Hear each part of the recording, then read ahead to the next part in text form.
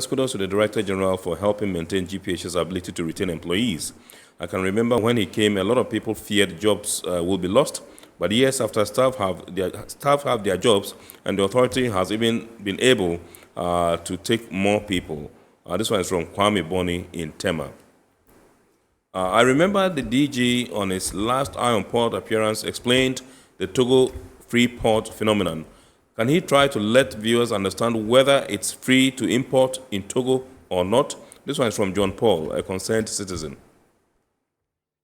The free port thing in Togo.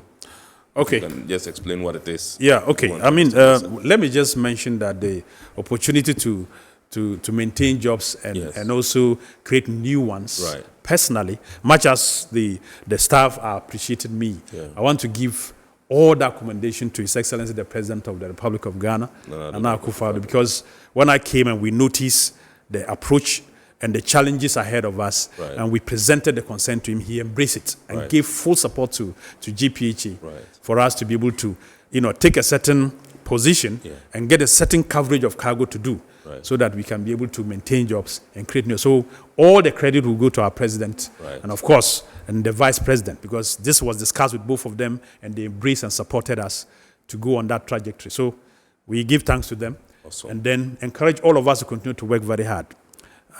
Now, the free port concept, I think we've always tried to explain. Initially, some people misconstrued it to mean if you pass cargo through Lome Port, you don't pay duties. It's not correct. There's no port in this world that you will import foreign goods outside the country into that country, and they will tell you that there's no tax to pay. It will come for free. It's not possible unless you are a free zone operator. And the free zone means that you are only bringing the goods into the country to transform them, add value, and re-export it. That is where you wouldn't pay import duties. Every country you pay import duties. Now, the concept of free is just to say that the entire port zone, as much as possible, should be freed of cargo storage. That's one. Two, the entire port zone is declared as a free zone area such that if you are going to acquire land within the port, in Lome, for example, to be able to do business, the rent you pay, right? The rent you would pay wouldn't be like if you are acquiring land outside the port area. Why are they doing so? They are doing so because they want the attraction is for you to come in and operate a free zone enclave, where you can import raw materials or import semi-finished products and turn them and quickly transform them and re-export. If you don't do that and you are coming to Lome Port to acquire land to do normal import business into Togo, you pay. And when you go to Lome, for example, you notice a lot of the car parks outside the port. They are all customs bonded car parks. No cars are stored inside the port. They all move out quickly into the customs domain. And whilst the customs is there, if you buy a car in any terminal in Togo, and they will ask you if you are going to use that car in Togo, they will calculate Togo customs duties for you to pay fully before you take that car out. But if you say you are taking the car to Ghana, Togo customs will still escort you and that car across the border and hand you over to Ghana customs. And Ghana customs will assess the duties for you to pay.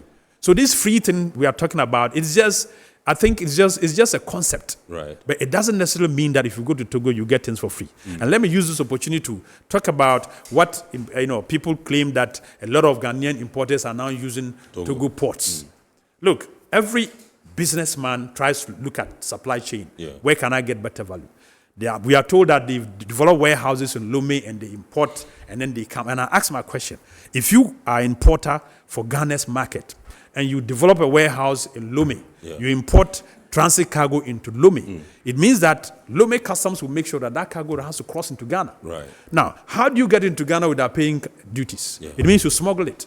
If you smuggle it, that is criminal.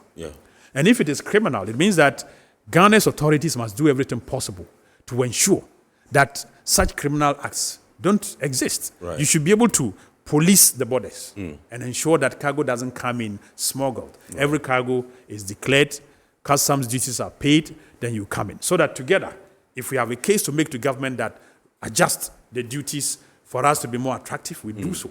Rather than going to develop a warehouse in Lome import cargo and say it is in transit to Ghana, then you find a way of illegally bringing it into the country, Right. and then claiming that it's because taxes are very high in Ghana. I think that we are all responsible for the development of our country, Yeah. and we shouldn't behave in any way that would let it look like it is somebody else's responsibility. Right. Yet our own conduct is contributing to underdevelopment. Yeah.